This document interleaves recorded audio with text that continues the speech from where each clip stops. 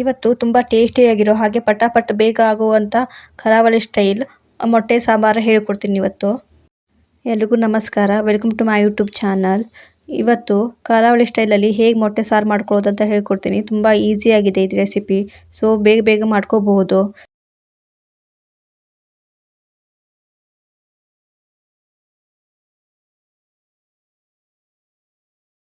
ಇದನ್ನು ಮಾಡಲಿಕ್ಕೆ ಬೇಕಾಗಿರೋ ಸಾಮಗ್ರಿಗಳಂತಂದರೆ ಒಂದು ಈರುಳ್ಳಿ, ಒಂದು ಟೊಮೆಟೊ, ಹಾಗೆ ಒಣಮೆಣಸು, ಅರಿಶಿನ ಪುಡಿ, ಕೊತ್ತಂಬರಿ ಸೊಪ್ಪು, ಶುಂಠಿ, ಬೆಳ್ಳುಳ್ಳಿ, ಕಾಯಿ ತುರಿ, ಚಕ್ಕೆ, ಲವಂಗ, ಹಾಗೆ 3 ಗೋಡಂಬಿ, ಮತ್ತು ಉಪ್ಪು, ಕೊತ್ತಂಬರಿ ಕಾಳು, ಹಾಗೆ ಎಣ್ಣೆ, ಹಾಗೆ ನಮಗೆ ಮೇನ್ ಇಂಗ್ರೀಡಿಯೆಂಟ್ಸ್ ಅಂದರೆ ಮೊಟ್ಟೆ. ಸೊ ನಾನು 3 ಮೊಟ್ಟೆ ತೊಗೊಂಡಿದ್ದೀನಿ. ನಿಮ್ಗೆ ಎಷ್ಟು ಬೇಕೋ ಕ್ವಾಂಟಿಟಿಲಿ ತೊಗೋಬೋದು. ಸೊ ಇಷ್ಟಿದ್ರೆ ಸಾಕು, ಬೇಗ ಬೇಗ ರುಚಿಯಾಗಿರೋ ಮೊಟ್ಟೆ ಸಾಂಬಾರು ಮಾಡ್ಬೋದು. ಸೊ ಇವಾಗ ಈರುಳ್ಳಿನ ಟೊಮೆಟೊನ ಕಟ್ ಮಾಡ್ಕೊಂಡು ಬರೋಣ ಬನ್ನಿ. ಸೊ ಒಂದು ಪಾತ್ರೆಗೆ ಸ್ವಲ್ಪ ಎಣ್ಣೆ ಹಾಕ್ಕೊಂಡು ಕೊತ್ತಂಬರಿ ಕಾಳನ್ನು ಹಾಕ್ಕೋಬೇಕು. ಇದು ಚೆನ್ನಾಗಿ ಹುರ್ಕೋಬೇಕು. ಲೋ ಫ್ಲೇಮಲ್ಲಿ ಇಟ್ಕೊಂಡು ಹುರಿರಿ, ಸೊ ಬೇಗ ಸುಟ್ಟು ಹೋಗೋದಿಲ್ಲ. ಮತ್ತು ನಮ್ಮ ಕರಾವಳಿಯಲ್ಲಿ ಮಸಾಲೆ ಸಾಮಾನುಗಳು ಅಂದರೆ ಇದು ಕೊತ್ತಂಬರಿ ಕಾಳು ಮತ್ತು ಬಡೆ ಸೊಪ್ಪು, ಇದೆರಡೇ ಜಾಸ್ತಿ ಯೂಸ್ ಮಾಡ್ಕೊಳ್ಳೋದು. ಮತ್ತು ಬೇರೆ ಯಾವುದು ಇಂಗ್ರೀಡಿಯೆಂಟ್ಸ್ ಅಷ್ಟೊಂದು ಹೆಚ್ಚಾಗಿ ಯೂಸ್ ಮಾಡೋದಿಲ್ಲ. ಸೊ ಯಾವುದೇ ಚಿಕನ್ ಐಟಮ್ಸ್ ಆಗಿರಲಿ, ಮೊಟ್ಟೆ ಐಟಮ್ಸ್ ಆಗಲಿ, ಸೊ ಜಾಸ್ತಿ ಯೂಸ್ ಮಾಡೋದೇ ಇದು ಕೊತ್ತಂಬರಿ ಕಾಳನ್ನ, ಹುಳಿನ ಮತ್ತು ಮೆಣಸು. ಸೊ ಇದರಲ್ಲೇ ಅಡುಗೆ ಜಾಸ್ತಿ ಮಾಡೋದು. ಸೊ ಮಸಾಲೆ ಪದಾರ್ಥನ ಅಷ್ಟೊಂದು ಹೆಚ್ಚಾಗಿ ಯೂಸ್ ಮಾಡೋದಿಲ್ಲ. ಸೊ ನಾನು ಈ ಮೊಟ್ಟೆ ಸಾಂಬಾರಿಗೆ ಸ್ವಲ್ಪ ಮಸಾಲೆ ಕಡಿಮೆ ಹಾಕ್ತಾಯಿದ್ದೀನಿ. ಸೊ ಇದನ್ನ ಸ್ವಲ್ಪ ಹುರಿದಾಯಿತು. ಇದಕ್ಕೆ ಸ್ವಲ್ಪ ಚಕ್ಕೆ ಮತ್ತು ಲವಂಗ ಹಾಕ್ಕೊಳ್ಳಿ. ಸೊ ಚಕ್ಕೆನೂ ಲವಂಗನೂ ಸ್ವಲ್ಪ ಲೋ ಫ್ಲೇಮಲ್ಲಿ ಇಟ್ಕೊಂಡು ಹುರಿಬೇಕು. ಮತ್ತು ಇದರಲ್ಲೇ ನಾನು 4-5 ಒಣ ಮೆಣಸಿನ್ಕಾಯಿ ತೊಗೊಂಡಿದ್ದೀನಿ. ಸೊ ಮೆಣಸಿನ್ಕಾಯಿನೂ ಫ್ರೈ ಮಾಡ್ಕೋಬೇಕು ಚೆನ್ನಾಗಿ ಎಣ್ಣೆಯಲ್ಲೇ. ಸೊ ಮೆಣಸಿನ್ಕಾಯಿನ ನಿಮ್ಗೆ ಎಷ್ಟು ಬೇಕೋ ಅಷ್ಟು ಹಾಕೋಬೋದು. ನಾನು ಸ್ವಲ್ಪ ನಮ್ಮ ಮನೇಲಿ ಖಾರ ಕಡಿಮೆ ತಿನ್ನೋದ್ರಿಂದ ನಾನು ಕಡಿಮೆ ಹಾಕಿದ್ದೀನಿ. ಸೊ ನಿಮ್ಗೆ ಎಷ್ಟು ಬೇಕೋ ಅಷ್ಟು ಹಾಕೋಬೋದು. ಸೊ ಮೆಣಸನ್ನ ಹೀಗೆ ಚೆನ್ನಾಗಿ ಹುರ್ಕೋಬೇಕು ಇದು ಮಾಡಿಕೊಂಡು. ಸೊ ಕರಾವಳಿಲಿ ಖಾರ ಪುಡಿ ಕಡಿಮೆ ಯೂಸ್ ಮಾಡ್ತಾರೆ. ಪುಡಿಗಿಂತ ಒಣ ಮೆಣಸಿನ್ಕಾಯಿನ ಯೂಸ್ ಮಾಡೋದು ಹೆಚ್ಚು. ಸೊ ಆರೋಗ್ಯಕ್ಕೂ ಒಳ್ಳೆಯದು ಇದು. ಮತ್ತು ಖಾರನೂ ಕಡಿಮೆ ತಿಂತಾರೆ. ಇವಾಗ ಇದನ್ನ ಹುರಿದಾಯಿತು. ಇವಾಗ ನೆಕ್ಸ್ಟು ನಾನು ಈರುಳ್ಳಿನ ದೊಡ್ಡದಾಗಿ ಸ್ವಲ್ಪ ಕಟ್ ಮಾಡ್ಕೊಂಡಿದ್ದೀನಿ. ಮತ್ತು ಟೊಮೆಟೊನ ಅರ್ಧನ ದೊಡ್ಡದಾಗಿ ಕಟ್ ಮಾಡ್ಕೊಂಡಿದ್ದೀನಿ, ಇನ್ನು ಅರ್ಧನ ಚಿಕ್ಕದಾಗಿ ಕಟ್ ಮಾಡ್ಕೊಂಡಿದ್ದೀನಿ.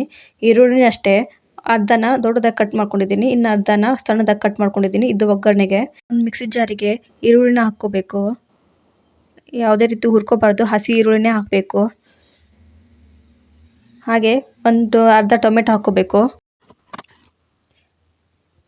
ಇದು ನೆಕ್ಸ್ಟು ಗೋಡಂಬಿ ಹಾಕ್ಕೋಬೇಕು. 3 ಗೋಡಂಬಿ ಇದು ಕನ್ಸಿಸ್ಟೆನ್ಸಿ ಕೊಡುತ್ತೆ, ದಪ್ಪ ಬರೋ ಥರ ಆಗುತ್ತೆ.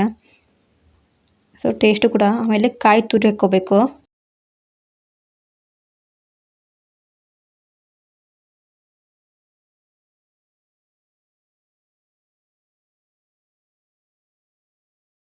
ಕಾಯಿನ ಸ್ವಲ್ಪ ಯೂಸ್ ಮಾಡಿ. ಕರಾವಳಿಯಲ್ಲಿ ಜಾಸ್ತಿ ಕಾಯಿ ಯೂಸ್ ಮಾಡ್ತಾರೆ, ಅದನ್ನು ಕಾಯಿ ಜಾಸ್ತಿ ಯೂಸ್ ಮಾಡೋಲ್ಲ.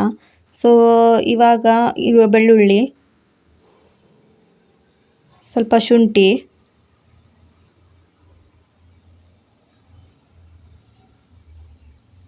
ಹಾಗೆ ಕೊತ್ತಂಬರಿ ಸೊಪ್ಪು ಹಾಕ್ಕೊಳ್ಳಿ.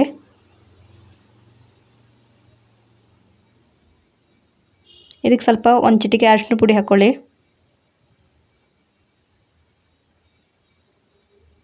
ಇವಾಗ ಹುರಿದಿರೋಂಥ ಮಸಾಲೆ ಎಲ್ಲ ಹಾಕ್ಕೊಳ್ಳಿ. ಅಂದರೆ ಕೊತ್ತಂಬರಿ ಕಾಳು ಮತ್ತು ಮೆಣಸು ಎಲ್ಲ ಹುರ್ಕೊಂಡಿದ್ವಲ್ಲ, ಸೊ ಆ ಮಸಾಲೆ ಪದಾರ್ಥನೆಲ್ಲ ಹಾಕ್ಕೊಳ್ಳಿ.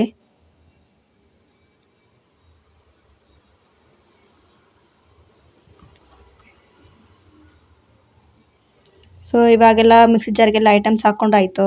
ಇವಾಗ ಇದನ್ನ ರುಬ್ಕೊಂಡು ಬರಬೇಕು.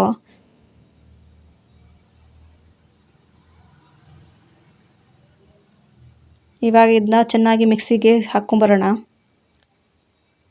ಇವಾಗ ನೀರು ಹಾಕ್ಕೊಳ್ತಾ ಇದ್ದೀನಿ. ನೀರು ಹಾಕ್ಕೊಂಡು ಸ್ವಲ್ಪ ಮಿಕ್ಸಿಗೆ ಹಾಕ್ಕೋಬೇಕು.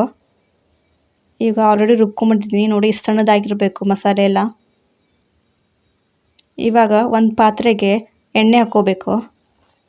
ಸ್ವಲ್ಪ ಎಣ್ಣೆನ ಸ್ವಲ್ಪ ಕಡಿಮೆ ಯೂಸ್ ಮಾಡಿ, ಹಾಗೆ ದೇಹಕ್ಕೆ ಒಳ್ಳೆಯದು ಮತ್ತು ಆರೋಗ್ಯಕ್ಕೆ ಒಳ್ಳೆಯದು. ಇವಾಗೆಲ್ಲ ಡಾಕ್ಟರ್ಸ್ ಎಲ್ಲ ಹೇಳ್ತಾ ಇದ್ದಾರೆ ಪ್ಯಾಕೆಟಲ್ಲಿ ಯೂಸ್ ಇರೋ ಎಣ್ಣೆನ ಯೂಸ್ ಮಾಡಬಾರ್ದು ಅಂತ. ಸೊ ಸ್ವಲ್ಪ ಎಣ್ಣೆನ ಕಡಿಮೆ ಯೂಸ್ ಮಾಡ್ಕೊಳ್ಳಿ. ಸೊ ಇದಕ್ಕೆ ಒಂದು ಸ್ವಲ್ಪ ಪಲಾವ್ ಎಲೆ ಹಾಕ್ಕೊತಾ ಇದ್ದೀನಿ. ಮಸಾಲೆ ಐಟಮ್ಸ್ ಎಲ್ಲ ಸ್ವಲ್ಪ ಕಡಿಮೆನೇ ಹಾಕ್ಕೋತಾ ಇದ್ದೀನಿ. ಸ್ವಲ್ಪ ನಿಮ್ಗೆ ಬೇಕಾದರೆ ನೀವು ಹಾಕ್ಕೋಬೋದು. ಮತ್ತು ಇದಕ್ಕೆ ಸಣ್ಣದಾಗಿ ಕಟ್ ಮಾಡ್ಕೊಂಡು ಈರುಳ್ಳಿನ ಹಾಕ್ತಾ ಇದ್ದೀನಿ. ಸೊ ಈರುಳ್ಳಿನ ಚೆನ್ನಾಗಿ ಬ್ರೌನ್ ಬರೋ ಥರ ಫ್ರೈ ಮಾಡ್ಕೋಬೇಕು. ಈರುಳ್ಳಿನ ಅಡುಗೆಯಲ್ಲಿ ಜಾಸ್ತಿ ಯೂಸ್ ಮಾಡಿದಷ್ಟು ಒಳ್ಳೆಯದು. ನಮ್ಮ ಕೂದಲಿಗೆ ಮತ್ತು ಸ್ಕಿನ್ನಿಗೆ ಒಳ್ಳೆಯದು.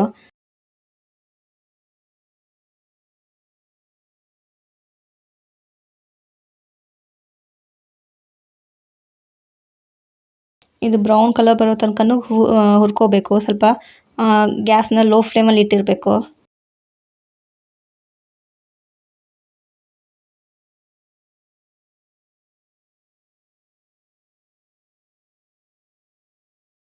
ಇವಾಗ ಇದಕ್ಕೆ ಹಸಿಮೆಣಸು ಹಾಕ್ಕೋಬೇಕು. ಸೊ ಹಸಿಮೆಣಸನ್ನು ಚೆನ್ನಾಗಿ ಹುರ್ಕೋಬೇಕು ಇದರಲ್ಲಿ.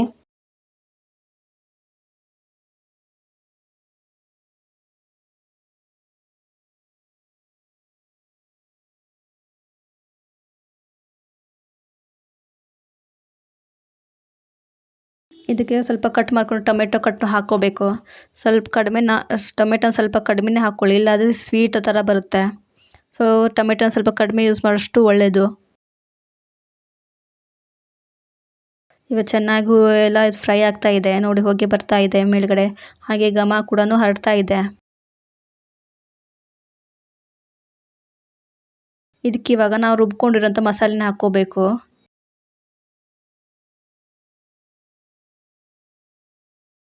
ಸಣ್ಣದಾಗಿ ರುಬ್ಕೊಂಡಿರಬೇಕು. ಗ್ರೈಂಡರ್ ಹಾಕಿದರೆ ಇನ್ನೂ ಟೇಸ್ಟ್ ಬರುತ್ತೆ. ಮಿಕ್ಸಿಗಿಂತ ಗ್ರೈಂಡರಲ್ಲಿ ಹಾಕಿದರೆ ಇನ್ನೂ ತುಂಬ ರುಚಿ ಬರುತ್ತೆ ಸಾಂಬಾರು. ಸೊ ಇವಾಗ ಇದಕ್ಕೆ ಸ್ವಲ್ಪ ನೀರು ಹಾಕ್ಕೊಂಡು ಇದು ಮಾಡಬೇಕು. ಇವಾಗ ನೋಡ್ಕೊಳ್ಳಿ ಕನ್ಸಿಸ್ಟೆನ್ಸಿ ಎಷ್ಟು ಬೇಕು ಅಂತ ನಿಮಗೆ. ಸೊ ಇದು ದಪ್ಪ ಇರಬಾರ್ದು, ಸ್ವಲ್ಪ ತೆಳುವೇ ಇರಬೇಕು. ಸೊ ಇದು ಸ್ವಲ್ಪ ದಪ್ಪ ಇದೆ, ಇದಕ್ಕೆ ಮತ್ತೊಂದು ಸ್ವಲ್ಪ ನೀರು ಹಾಕ್ಕೋತಾ ಇದ್ದೀನಿ ನಾನು.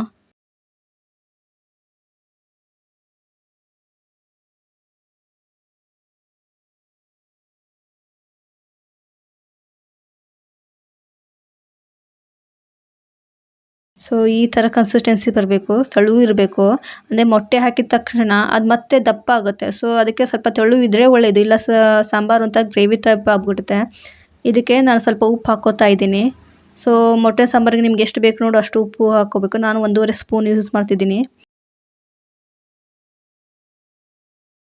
ಮೊಟ್ಟೆ ಸಾಂಬಾರಿಗೆಲ್ಲ ಸ್ವಲ್ಪ ಉಪ್ಪು ಕಡಿಮೆ ಹಾಕಿದರೆ ಒಳ್ಳೆಯದು, ಇಲ್ಲಾಂದರೆ ಜಾಸ್ತಿ ಉಪ್ಪಾಗ್ಬಿಡುತ್ತೆ ಸಾಂಬಾರೆಲ್ಲ.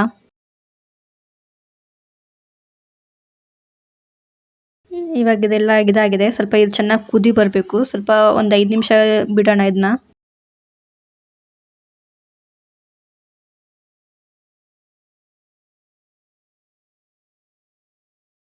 ಇವಾಗ ಚೆನ್ನಾಗಿ ಕುದೀತಾ ಇದೆ ಇದು. ಸೊ ಇದೆಲ್ಲ ಹೀಗೆ ಬಬಲ್ಸ್ ಎಲ್ಲ ಮೇಲ್ಗಡೆ ಎಲ್ಲ ಬರಬೇಕು.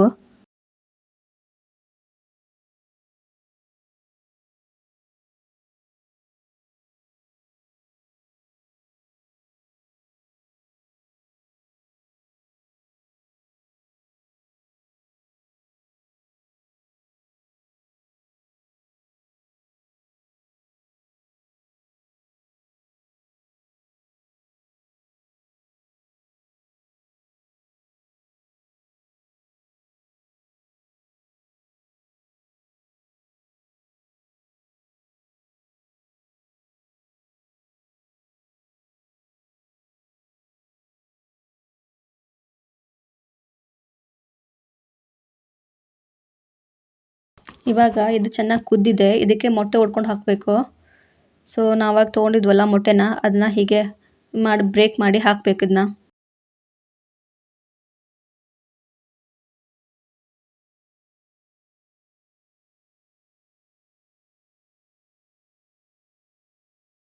ಗ್ಯಾಸ್ನ ಲೋ ಫ್ಲೇಮಲ್ಲಿ ಇಟ್ಕೊಂಡಿರಿ, ಹಾಗಾದರೆ ಮೊಟ್ಟೆ ಹಾಕೋಕ್ಕೆ ಈಸಿ ಆಗುತ್ತೆ ನಿಮಗೆ. ಇದರಲ್ಲಿ ಉರಿ ಜಾಸ್ತಿ ಇದ್ದರೆ ಅದು ಕುದೀತಾ ಇರ್ತಲ್ಲ, ಕೈಗೆಲ್ಲ ಸಿಡಿಯೋ ಚಾನ್ಸಸ್ ಇರುತ್ತೆ. ಹೀಗೆ ಒಂದೊಂದಾಗಿ ಮೊಟ್ಟೆ ಹೊಡ್ಕೊಂಡು ಸಾರಲ್ಲೇ ಹಾಕಬೇಕು ಡೈರೆಕ್ಟಾಗಿ.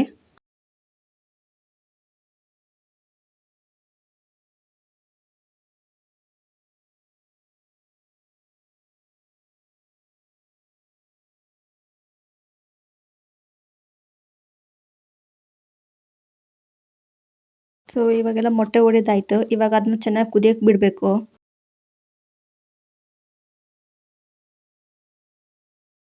ಇವಾಗ ನೀವು ಹೈ ಫ್ಲೇಮಲ್ಲಿ ಬೇಕಾದರೂ ಇಡ್ಬೋದು ಗ್ಯಾಸ್ನ. ಸ್ವಲ್ಪ ನೋಡಿಕೊಂಡು ಚೆನ್ನಾಗಿ ಕುದಿಬೇಕು. ಒಂದು 10-15 ನಿಮಿಷ ಆದರೂ ಬೇಕು ಇದಕ್ಕೆ ಚೆನ್ನಾಗಿ ಕುದಿಯೋಕ್ಕೆ. ಸೊ ಮಧ್ಯದಲ್ಲಿ ಯಾವುದೇ ಕಾರಣಕ್ಕೂ ಸೌಟ್ ಹಾಕಿ ನೀವು ಕೈ ಆಡಿಸೋದಾಗಲಿ ಮತ್ತು ಇದು ಮಾಡೋದಾಗಲಿ ಮಾಡಬೇಡಿ. ಸೊ ಅದು ಚೆನ್ನಾಗಿ ಕುದಿಯೋ ತನಕ ಬಿಡಬೇಕು. ಸೊ ನೀವು ಅಕಸ್ಮಾತ್ ಏನಾದರೂ ಇದು ಮಾಡಬೇಕಂತಂದರೆ ಬಟ್ಟೆ ತೊಗೊಂಡು ಸ್ವಲ್ಪ ಪಾತ್ರೆನ ಅಲುಗಾಡಿಸಿ.